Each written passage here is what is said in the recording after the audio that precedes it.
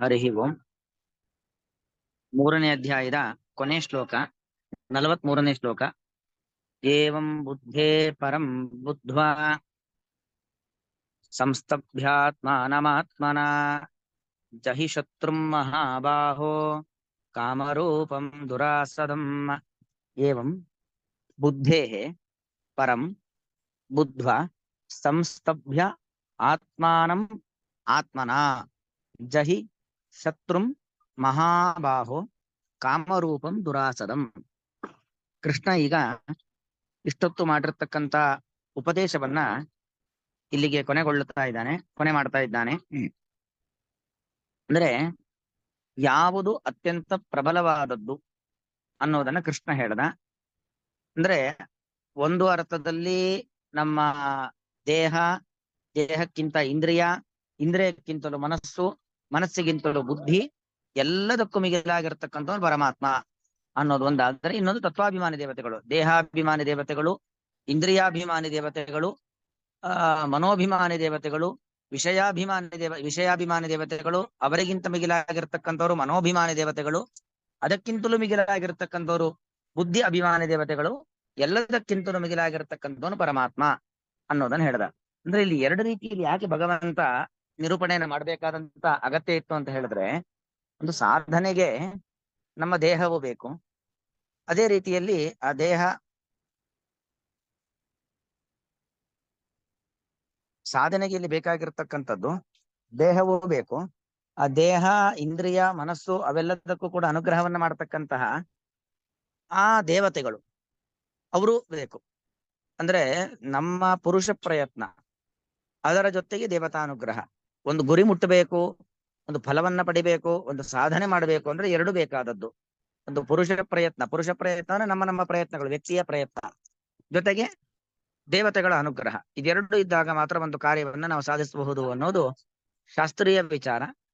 ಅದಕ್ಕೋಸ್ಕರವಾಗಿ ಕೃಷ್ಣ ಪರಮಾತ್ಮ ಇಲ್ಲಿ ಎರಡೂ ನಮಗೆ ಬೇಕಾದದ್ದು ಅನ್ನೋ ತಿಳಿಸಿಕೊಡ್ಲಿಕ್ಕೋಸ್ಕರವಾಗಿ ದೇಹ, ಇಂದ್ರಿಯ, ಮನಸ್ಸು, ಬುದ್ಧಿ ಅವುಗಳ ಪ್ರಾಬಲ್ಯ ದೌರ್ಬಲ್ಯಗಳನ್ನು ನಿರೂಪಣೆಯನ್ನು ಮಾಡಿ, ತದನಂತರದಲ್ಲಿ ಅದಕ್ಕೆ ಸಂಬಂಧಪಟ್ಟಂತ ದೇವತೆಗಳು ಅಂತ ಯಾರಿದ್ದಾರೋ ಅವರ ಪ್ರಾಬಲ್ಯ, ಅವರ ಒಂದು ತಾರತಮ್ಯವನ್ನು ಕೂಡ ನಿರೂಪಣೆಯನ್ನು ಮಾಡಿ ಕೊನೆ ಉಪಸಂಹಾರವನ್ನ ಮಾಡ್ತಾ ಇರುವಂತದ್ದು ಬುದ್ಧಿ. ಎಲ್ಲದಕ್ಕಿಂತಲೂ ಕೂಡ ಮಿಗಿಲಾದದ್ದು ಬುದ್ಧಿ. ಯಾಕಂದ್ರೆ ಇಂದ್ರಿಯ ವಿಷಯ ಪದಾರ್ಥಗಳನ್ನ ನೋಡತ್ತೆ, ಮನಸ್ಸು ಬೇಕು ಅಂತ ಬಯಸತ್ತೆ. ಮನಸ್ಸು ಬಯಸಿದ್ದನ್ನೆಲ್ಲ ಬೇಕು ಅಂತ ತೀರ್ಮಾನವನ್ನ ಬುದ್ಧಿ ತೆಗೆದುಕೊಳ್ಳೋದಿಲ್ಲ. ಆ ತೀರ್ಮಾನವನ್ನ ತೆಗೆದುಕೊಳ್ಳುವಂಥದ್ದು ಯಾವುದು? ಅದು ನಮ್ಮ ಬುದ್ಧಿ. ಅಂದ್ರೆ ನಿಶ್ಚಯದ ಕೇಂದ್ರ ಬಿಂದು ಅಂತ ಹೇಳ್ಬಹುದು. ನಿಶ್ಚಯವನ್ನ ಮಾಡುವಂಥದ್ದು ಯಾವುದು? ಅದು ಬುದ್ಧಿ. ಅಂದ್ರೆ ದೇವತಾ ತಾರತಮ್ಯದಲ್ಲಾಗಬೇಕಾದ್ರೆ ಬುದ್ಧಿಗೆ ಸಂಬಂಧಪಟ್ಟಂತಹ ಬ್ರಹ್ಮದೇವರು, ವಾಯುದೇವರು, ಅವರ ಪತ್ನಿಯರು, ಅವರಿಬ್ಬರಿಗಿಂತ ಮಿಗಿಲಾಗಿರ್ತಕ್ಕಂಥ ಲಕ್ಷ್ಮೀದೇವಿ, ಇವರೆಲ್ಲರೂ ಕೂಡ ಬುದ್ಧಿ ತತ್ವಕ್ಕೆ ಅಭಿಮಾನಿಯಾಗಿರ್ತಕ್ಕಂಥವರು ಅನ್ನೋದು. ಅದಕ್ಕಿಂತಲೂ ಮಿಗಿಲಾದವನು ಯಾರು? ಭಗವಂತ. ಬುದ್ಧೇಹೇ ಪರಂ. ಬುದ್ಧೇಹೇ ಅನ್ನೋದು ಪಂಚಮೀ ಭಕ್ತಿ. ಸಾಮಾನ್ಯವಾಗಿ ಕಂಪೇರ್ ಮಾಡತಕ್ಕಂಥ ಸಂದರ್ಭದಲ್ಲಿ ರಾಮನಿಗಿಂತ ಲಕ್ಷ್ಮಣನು ಉತ್ತಮನು, ಅವನಿಗಿಂತ ಇವನು ಚಿಕ್ಕವನು, ಹೀಗೆಲ್ಲ ಹೇಳ್ಬೇಕಾದ್ರೆ ಕಂಪೇರ್ ಮಾಡುವಂತ ಸಂದರ್ಭದಲ್ಲಿ ಪಂಚಮಿ ಭಕ್ತಿಯನ್ನು ಬಳಸ್ತಕ್ಕಂಥದ್ದು ಸಂಸ್ಕೃತ ಭಾಷೆಯ ಕ್ರಮ. ಆದ್ದರಿಂದಾಗಿ ಬುದ್ಧೇಹೇ, ಬುದ್ಧಿಗಿಂತಲೂ ಕೂಡ, ಬುದ್ಧೇಹೇ ಸಕಾಶಾತ್, ಬುದ್ಧಿಗಿಂತಲೂ ಕೂಡ ಪರಂ ಬುದ್ಧ್ವ, ಪರಂ ಉತ್ತಮನಾದವನು ಯಾರು? ಅದು ಪರಮಾತ್ಮ. ಇನ್ನೊಂದು ಅರ್ಥದಲ್ಲಿ ಹೇಳಬೇಕು ಅಂತ ಆದ್ರೆ ಬುದ್ಧಿಗೆ ನಿಲುಕದವನು ಪರಮಾತ್ಮ. ಬುದ್ಧೇಹೇ ಪರಂ ಅಂದ್ರೆ ನಮ್ಮ ಆಲೋಚನೆಗೆ ನಿಲುಕದವನು ಪರಮಾತ್ಮ. ಯಾಕಂದ್ರೆ ತಾವೊಂದು ಬಗೆದರೆ ದೈವ ಒಂದು ಬಗೆದೀತು ಅಂತ ಒಂದು ಗಾದೆ ಕೇಳಿರ್ಬೋದು. ನಾವು ಯಾವುದೋ ಒಂದು ರೀತಿಯಲ್ಲಿ ಏನೋ ಒಂದು ಆಲೋಚನೆಯನ್ನು ಮಾಡ್ಕೊಂಡಿರ್ತೀವಿ, ಆದರೆ ದೈವ ಹಾಗಿರೋದಿಲ್ಲ. ಅದೇನೋ ಒಂದು ರೀತಿಯಲ್ಲಿ ಬದಲಾವಣೆ ಆಗಿರುತ್ತೆ.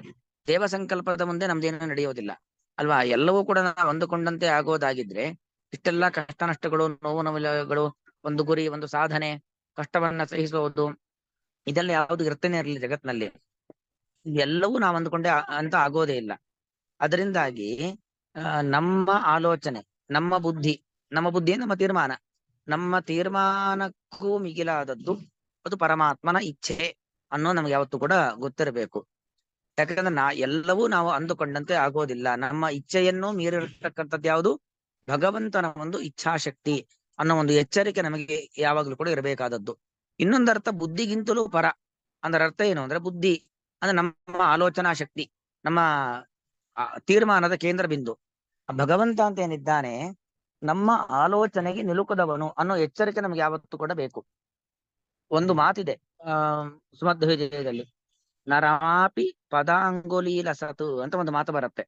ಅಂದ್ರೆ ಅದರ ಅಭಿಪ್ರಾಯ ಒಟ್ಟು ಶ್ಲೋಕದ್ದು, ಲಕ್ಷ್ಮೀದೇವಿಗೂ ಕೂಡ ಭಗವಂತನ ಪಾದದ ಧೂಳನ್ನ ಪೂರ್ತಿಯಾಗಿ ಎಳಿಸ್ಲಿಕ್ಕಾಗಲ್ವಂತೆ. ಗೊತ್ತಾಯ್ತಲ್ವಾ? ಲಕ್ಷ್ಮೀದೇವಿಗೂ ಕೂಡ, ಭಗವಂತನ ಪತ್ನಿ ಲಕ್ಷ್ಮೀದೇವಿ, ಅಂತಹ ಲಕ್ಷ್ಮಿಗೂ ಕೂಡ ಭಗವಂತನ ಪಾದದ ಧೂಳಿನ ಗುಣಗಳನ್ನ ಎಣಿಸ್ಲಿಕ್ಕಾಗಲ್ಲ. ಅಂದ್ರೆ ಭಗವಂತ ಅನ್ನೋದು ಅಷ್ಟು ಎತ್ತರದ ಒಂದು ಶಕ್ತಿ ಅಂತ ಅರ್ಥ. ಯಾರ ಆಲೋಚನೆಗೂ ನಿಲುಕದವನು ಭಗವಂತ. ಹಾಗಾಗಿ ಬುದ್ಧಿಯನ್ನ ಪರ, ಆ ಬುದ್ಧಿಗೆ ನಿಲುಕದವನು ಭಗವಂತ ಅನ್ನೋದನ್ನ ತಿಳ್ಕೊಳ್ಬೇಕು. ಅದನ್ನ ಬುದ್ಧ ತಿಳ್ಕೊಂಡು ಆತ್ಮನ ಆತ್ಮಾನಂ ಸಂಸ್ತಭ್ಯ, ಆತ್ಮನ ಆತ್ಮಾನಂ, ಆತ್ಮನ ಅಂದ್ರೆ ತೃತೀಯ ವಿಭಕ್ತಿ, ಆತ್ಮಾನಂ ಎಂಬುವಂತ ದ್ವಿತೀಯ ವಿಭಕ್ತಿ. ಆತ್ಮನ ಆತ್ಮಾನಂ ಸಂಸ್ತಭ್ಯ, ಆತ್ಮನ ಅಂದ್ರೆ ಅರ್ಥ ಏನು? ನಮ್ಮ ಮನಸ್ಸಿನಿಂದ ಅಂತ ಒಂದರ್ಥ. ಆತ್ಮನ ಅಂದ್ರೆ ನಮ್ಮ ಬುದ್ಧಿಶಕ್ತಿಯಿಂದಾಗಿ, ಆತ್ಮಾನಂ ಸಂಸ್ತಭ್ಯ ನಮ್ಮ ಅಂದ್ರೆ ನಮ್ಮ ಆಲೋಚನಾ ಶಕ್ತಿಯಿಂದ, ಆ ತೃತೀಯ ವಿಭಕ್ತಿಗೆ ಇಂದ, ಆತ್ಮನ ಆಲೋಚನಾ ಶಕ್ತಿಯಿಂದಾಗಿ, ನಿಮ್ಮ ವಿವೇಕದಿಂದಾಗಿ, ನಮ್ಮ ಬುದ್ಧಿಯಿಂದಾಗಿ, ಆತ್ಮಾನಂ ಸಂಸ್ತಭ್ಯ ನಮ್ಮ ಮನಸ್ಸನ್ನ ನಿಯಂತ್ರಣ ಮಾಡಿಕೊಂಡು, ನಮ್ಮ ಆಲೋಚನಾ ಶಕ್ತಿಯಿಂದಾಗಿ, ನಮ್ಮ ವಿವೇಕದಿಂದಾಗಿ, ಶಾಸ್ತ್ರಜ್ಞಾನದಿಂದಾಗಿ, ಆತ್ಮಾನಂ ಸಂಸ್ತಭ್ಯ ನಮ್ಮ ಮನಸ್ಸೆಂಬುದು ಮರ್ಕಟ, ಅದು ಅನೇಕ ಬಯಕೆಗಳನ್ನು ಹುಟ್ಟಿಸ್ತಾ ಇರತ್ತೆ. ಬಯಕೆ ಹುಟ್ಟಿಸೋದೇ ಅದ್ರ ಕೆಲಸ. ಆದ್ರೆ ನಾವೇನ್ ಮಾಡ್ಬೇಕು? ನಮ್ಮ ಬುದ್ಧಿ ಎಂಬತಕ್ಕಂತಹ ಒಂದು ಬುದ್ಧಿ ಅನ್ನೋನು ಸಾರಥಿ. ಸಾರಥಿಯ ಕೆಲಸ ಏನು? ರಥಕ್ಕೆ ಕಟ್ಟಿರ್ತಕ್ಕಂಥ ಕುದುರೆ ಎಲ್ಲೆಲ್ಲೋ ಓಡದಂತೆ ತಡೆಯುವ ಕೆಲಸ. ಅದನ್ನ ಕಂಟ್ರೋಲಿಂಗ್ ಕೆಪಾಸಿಟಿ ಯಾರ ಕೈಯಲ್ಲಿ ಇರುತ್ತೆ? ಸಾರಥಿಯ ಕೈಯಲ್ಲಿ ಇರುತ್ತೆ. ಹಾಗೆ ಬುದ್ಧಿಂತು ಸಾರಥಿಂ ವಿದ್ಧಿ ಎಂಬ ಉಪನಿಷತ್ತಿನ ಮಾತಿನಂತೆ ನಮ್ಮ ಬುದ್ಧಿ ಎಂಬುವಂಥದ್ದು ಸಾರಥಿ. ಆ ಬುದ್ಧಿ ಎಂಬ ಸಾರಥಿ ಅಂದ್ರೆ ಆತ್ಮನ ಸಾರಥಿಯಿಂದ, ಬುದ್ಧಿ ಎಂಬ ಸಾರಥಿಯಿಂದಾಗಿ ಆತ್ಮಾನಂ ಸಂಸ್ತಭ್ಯ ಮನಸ್ಸನ್ನ ನಿಯಂತ್ರಣ ಮಾಡಿಕೊಂಡು, ಮನೋನಿಯಂತ್ರಣ ಎಂಬುದು ಜೀವನದಲ್ಲಿ ಬಹಳ ಮುಖ್ಯವಾಗಿರತಕ್ಕಂಥದ್ದು. ಮನೋನಿಯಂತ್ರಣವಿಲ್ಲದೇನೆ ಯಾರಿಗೂ ಸುಖವಿಲ್ಲ, ಯಾರೂ ಒಂದು ಗುರಿಯನ್ನು ಮುಟ್ಲಿಕ್ಕೆ ಆಗೋದಿಲ್ಲ. ಅದರಲ್ಲಿ ಇವತ್ತಿನ ಕಾಲದಲ್ಲಿ, ಇವತ್ತಿನ ಈ ಒಂದು ವೈಜ್ಞಾನಿಕ ಯುಗದ ಅಂತ ಏನ್ ಕರಿತೀವಿ ಇವತ್ತಿನ ಯುಗವನ್ನ, ಈ ಒಂದು ವೈಜ್ಞಾನಿಕ ಯುಗದಲ್ಲಿ ನಾವು ಬೇಕು ಅಂತ ಬಯಸಿದ್ದೆಲ್ಲವೂ ಕೂಡ ನಮ್ಮ ಕೈಯಲ್ಲಿ ದುಡ್ಡೊಂದಿದ್ರಾಯ್ತು, ಏನು ಬೇಕೋ ನಮಗೆ ಸಿಗತ್ತೆ. ಅಂತಹ ಒಂದು ಯುಗದಲ್ಲಿ ನಾವು ಏನಾದ್ರೂ ಒಂದು ಸಾಧನೆ ಮಾಡಬೇಕು ಅಂತಾದ್ರೆ ನಮಗೆ ಬೇಕಾಗಿರ್ತಕ್ಕಂಥದ್ದು ಮನೋನಿಯಂತ್ರಣ. ಆ ಮನೋನಿಯಂತ್ರಣ ಹೇಗೆ ಬರುತ್ತೆ? ಮನಸ್ಸನ್ನ ಕಂಟ್ರೋಲ್ ಮಾಡತಕ್ಕಂಥ ಒಂದು ಕೀ ಯಾವುದು? ಮನಸ್ಸನ್ನ ಕಟ್ಟಿ ಹಾಕುವಂತ ಒಂದು ಹಗ್ಗ ಯಾವುದು ಅಂದ್ರೆ ನಮ್ಮ ವಿವೇಕ, ನಮ್ಮ ಆಲೋಚನಾ ಶಕ್ತಿ. ವಿವೇಕ ಅಂದ್ರೆ ನಮ್ಮ ಬುದ್ಧಿಶಕ್ತಿ ಅಂತ ಅರ್ಥ. ಯಾವುದು ಸರಿ, ಯಾವುದು ತಪ್ಪು, ಯಾವುದು ಬೇಕು, ಯಾವುದು ಬೇಡ, ಯಾವುದು ಒಳ್ಳೇದು, ಯಾವುದು ಕೆಟ್ಟದ್ದು, ಬೇಕಾದದ್ದಾದ್ರೂ ಎಷ್ಟು ಬೇಕು, ಎಷ್ಟು ಬೇಡ, ಇದೆಲ್ಲವನ್ನು ನಾವು ಆಲೋಚನೆ ಮಾಡಿ ನಮ್ಮ ಮನಸ್ಸನ್ನ ನಿಯಂತ್ರಣ ಮಾಡ್ಕೊಳ್ಬೇಕು.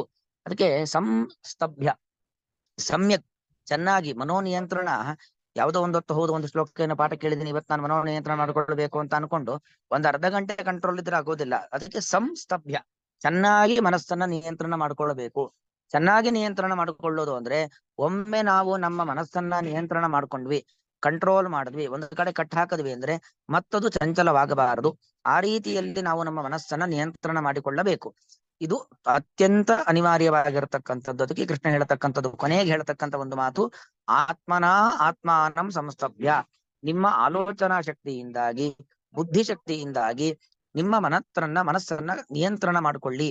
ಅನೇಕ ಬೇಕು ಎಂಬತಕ್ಕಂಥ ಬಯಕೆಗಳನ್ನು ಹುಟ್ಟಿಸ್ಕೊಳ್ಬೇಡಿ. ಯಾಕಂದ್ರೆ ಶ್ರೇಷ್ಠನಾದವನು, ಉತ್ತಮನಾದವನು ಯಾರು? ಪರಮಾತ್ಮ ಮಾತ್ರ.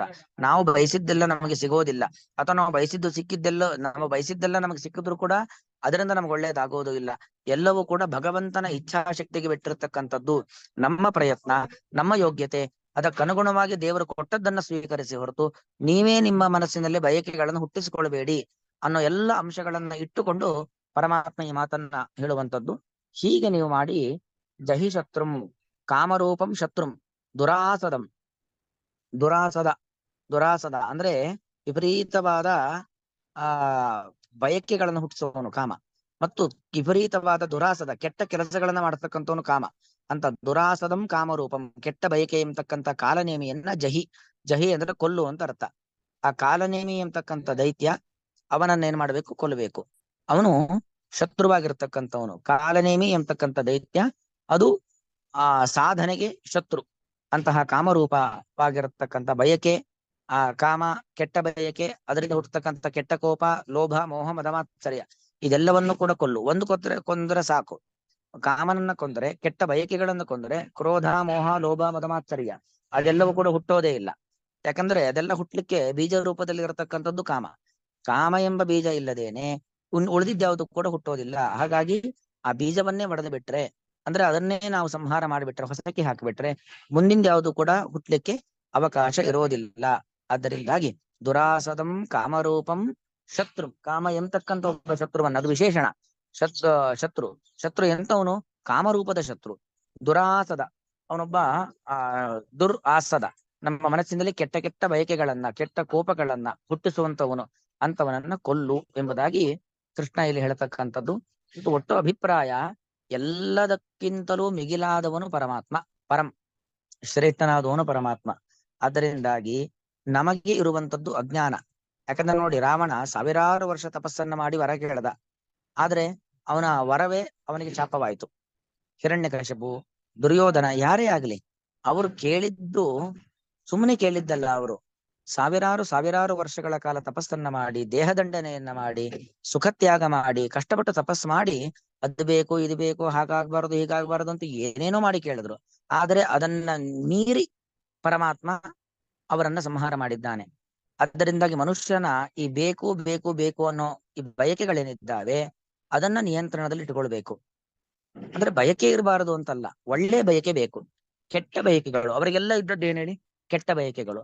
ಕೆಟ್ಟ ಬಯಕೆಯನ್ನ ಇಟ್ರೆ ಆ ಕೆಟ್ಟ ಬಯಕೆಯನ್ನ ಹೇಗಾದ್ರೂ ಮಾಡಿ ಭಗವಂತ ಕಿತ್ತು ಹಾಕ್ತಾನೆ. ಭಗವಂತ ಕಿತ್ತು ಹಾಕದ ಅಂತ ಆದ್ರೆ ಅದು ವಿಪರೀತವಾದ ಒಂದು ನೋವು ಉಂಟಾಗುವಂಥದ್ದು ನಮಗೆ. ಅದಕ್ಕೋಸ್ಕರವಾಗಿ ನಾವು ನಮ್ಮ ಬಯಕೆಯನ್ನ ನಿಯಂತ್ರಣ ಮಾಡಿಕೊಳ್ಬೇಕು. ದೇವರು ಕೊಟ್ಟದ್ದಲ್ಲಿ ತೃಪ್ತಿಯನ್ನ ಪಡಬೇಕು. ನಮ್ಮ ಕಾರ್ಯಗಳನ್ನ ಪ್ರಾಮಾಣಿಕವಾಗಿ ಮಾಡ್ಕೊಂಡು ಹೋಗ್ಬೇಕು. ಅದಕ್ಕನುಗುಣವಾಗಿ ದೇವರ ಫಲವನ್ನ ಕೊಡ್ತಾ ಇರ್ತಾನೆ. ಯಾಕಂದ್ರೆ ನಮ್ಮ ಕೈಯಲ್ಲಿ ಏನೂ ಇಲ್ಲ. ನಾವು ಕೃಷ್ಣನ ಹೇಳಿದಂತೆ ಕರ್ಮಣ್ಯೇವ ಅಧಿಕಾರಸ್ಥೆ, ಕರ್ಮ ಮಾಡ್ಕೊಂಡು ಹೋಗ್ಬೋದು, ಫಲ ಕೊಡೋನು ಭಗವಂತನೇ ಅಲ್ವಾ. ಆದ್ದರಿಂದ ಆ ಬಯಕೆಗಳ ಒಂದು ನಿರಂತರವಾಗಿರತಕ್ಕಂಥ ಹುಟ್ಟುವಿಕೆಯನ್ನ ತಡೆ ಹಿಡಿಬೇಕು ಅನ್ನೋ ಒಂದು ಸಂದೇಶವನ್ನ ಕೃಷ್ಣ ಪರಮಾತ್ಮ ಇಲ್ಲಿ ಕೊಡ್ತಾ ಇದ್ದಾನೆ. ಅಂತೂ ಆ ಕಾಮ ಅಂದ್ರೆ ಕಾಲನೇಮಿ, ಅವನು ನಮ್ಮೆಲ್ಲರ ಒಂದು ಶತ್ರು. ಆದ್ದರಿಂದಾಗಿ ಅಂತ ಕಾಲನೇಮಿಯನ್ನ ಸಂಹಾರ ಮಾಡುವಂತ ಕೆಲಸವನ್ನ ತಾವೆಲ್ಲರೂ ಕೂಡ ಮಾಡಬೇಕು ಎಂಬ ಒಂದು ಸಂದೇಶ ಕೃಷ್ಣ ಪರಮಾತ್ಮೆಯಲ್ಲಿ ಕೊಡ್ತಕ್ಕಂಥದ್ದು. ಮಹಾಬಾಹು ಎಂಬುದಾಗಿ ಸಂಬೋಧನೆ. ಮಹಾ ಬಲಿಷ್ಠನೆ ಅಂದ್ರೆ ಯಾರು ಬಲಿಷ್ಠರಾಗಿರ್ತಾರೆ ಅಂತ ಹೇಳಿದರೆ, ಯಾರಿಗೆ ಮನಸ್ಸು ಬಲ ಇರುತ್ತೋ ಅವನೇ ದೇಹದಲ್ಲಿ ಬಲಿಷ್ಠವಾಗಿರ್ಲಿಕ್ಕೆ ಸಾಧ್ಯ. ದೇಹ ಎಷ್ಟೇ ತೂಕ ತೂಗಿದ್ರು, ಎಷ್ಟೇ ಎತ್ತರ ಇದ್ರು, ಎಷ್ಟೇ ದಪ್ಪ ಇದ್ರು ದೇಹ ಬಲಿಷ್ಠ ಅಂತಲ್ಲ. ಮನೋಬಲ ಇಲ್ಲದವನಿಗೆ ದೇಹ ಎಷ್ಟೇ ಭಾರ ಆಗಿದ್ರು ಕೂಡ, ಎಷ್ಟೇ ಎತ್ತರ ಎಷ್ಟೇ ಅಗಲ ಆಗಿದ್ರು ಕೂಡ ವ್ಯರ್ಥ. ಆದ್ದರಿಂದಾಗಿ ನೀನು ಮಹಾಬಾಹು ಅಂತ ಕರೆಸಿಕೊಳ್ತಾ ಇದ್ದೀಯ ಅಂದ್ರೆ ನಿನ್ನ ಮನಸ್ಸು ಅಷ್ಟು ಬಲಿಷ್ಠವಾಗಿದೆ. ಮನಸ್ಸು ಯಾವ ಕಡೆಯಲ್ಲೂ ಕೂಡ ಹೋಗೋದಿಲ್ಲ, ದಾರಿ ತಪ್ಪೋದಿಲ್ಲ ಅನ್ನೋದು ಅದರ ಹಿಂದೆ ಇರತಕ್ಕಂತ ಅರ್ಥ ಅನ್ನೋದನ್ನ ಸೂಚನೆ ಮಾಡಿ ಈ ಮಾತನ್ನ ಕೃಷ್ಣ ಆಡ್ತಾ ಇರುವಂತದ್ದು. ಮಹಾಬಾಹೋ, ಎಲೆ ಬಲಿಷ್ಠನೆ, ಮನೋನಿಯಂತ್ರಣವನ್ನ ಸಂಪಾದಿಸಿದವನೇ, ಏವಂ ಈ ರೀತಿಯಾಗಿ ಬುದ್ಧೇಹೆ ಬುದ್ಧಿಗಿಂತಲೂ ಪರತತ್ವವಾದಂತ ಭಗವಂತನನ್ನು ಪರಂ ಬುದ್ಧ ಶ್ರೇಷ್ಠ ಎಂಬುದಾಗಿ ತಿಳಿದುಕೊಂಡು, ಆತ್ಮನ ವಿವೇಕದಿಂದಾಗಿ ಆತ್ಮಾನಂ ಸಂಸ್ತಭ್ಯ ಮನಸ್ಸನ್ನ ನಿಯಂತ್ರಣ ಮಾಡಿಕೊಂಡು, ದುರಾಸದಂ ನಮ್ಮಲ್ಲಿ ಕೆಟ್ಟ ಬಯಕೆಗಳನ್ನು ಹುಟ್ಟಿಸುವಂತಹ ಕಾಮರೂಪಂ ಕೆಟ್ಟ ಬಯಕೆಗಳೆಂಬ, ಕಾಲನೇಮಿ ಎಂಬ ಶತ್ರುವನ್ನು ಜಹಿ ಕೊಲ್ಲು ಎಂಬುದಾಗಿ ಈ ರೀತಿಯಲ್ಲಿ ಶ್ರೀಕೃಷ್ಣ ಪರಮಾತ್ಮ ಹೇಳ್ತಕ್ಕಂಥ ಒಂದು ಮಾತು. ಇಲ್ಲಿಗೆ 3ನೇ ಅಧ್ಯಾಯದ 43ನೇ ಶ್ಲೋಕ ಮುಕ್ತಾಯವಾಗ್ತಾ ಇದೆ. ಇನ್ನು ಮುಂದೆ 4ನೇ ಅಧ್ಯಾಯ ಪ್ರಾರಂಭವಾಗಬೇಕಾಗಿರತಕ್ಕಂಥದ್ದು. ಅದು ನಾವು ಮುಂದಿನ ಪಾಠದಲ್ಲಿ ಮಾಡೋಣ. ಇಲ್ಲಿಗೆ ಇದು ಶ್ರೀಮದ್ ಭಗವದ್ಗೀತಾಸು ಉಪನಿಷತ್ಸು. ಇದು ಭಗವದ್ಗೀತೆ ಎಂಬತಕ್ಕಂಥದ್ದು ಒಂದು ಉಪನಿಷತ್ ಇದ್ದ ಹಾಗೆ. ಭಗವದ್ಗೀತೆ ಎಂಬುದು ಉಪನಿಷತ್ತು. ಆ ಉಪನಿಷತ್ತಿನಲ್ಲಿ ಒಂದು ಅಧ್ಯಾಯ ಕರ್ಮದ ಬಗ್ಗೆ, ಜ್ಞಾನದ ಬಗ್ಗೆ ನಮಗೆ ಅರಿವನ್ನ ಕೊಡತಕ್ಕಂತಹ ಈ ಒಂದು ಅಧ್ಯಾಯ ಇಲ್ಲಿಗೆ ಮುಕ್ತಾಯವಾಗ್ತಾ ಇದೆ. ಇದರಲ್ಲೆಲ್ಲ ಜಗಚ್ಚಕ್ರ ಇರಬಹುದು, ಯಜ್ಞಾಚರಣೆಗಳಿರಬಹುದು, ನಮ್ಮ ಶತ್ರು ಯಾರು ಇತ್ಯಾದಿ ಅನೇಕ ವಿಚಾರಗಳನ್ನ ಭಗವಂತ ಇಲ್ಲಿ ನಿರೂಪಣೆಯನ್ನ ಮಾಡಿದ್ದಾನೆ. ಹೀಗೆ 3ನೇ ಅಧ್ಯಾಯ ಎಂಬುದರಿಗೆ ಮುಕ್ತಾಯವಾಗ್ತಾ ಇದೆ. ಶ್ರೀಕೃಷ್ಣಾರ್ಪಣಮಸ್ತು.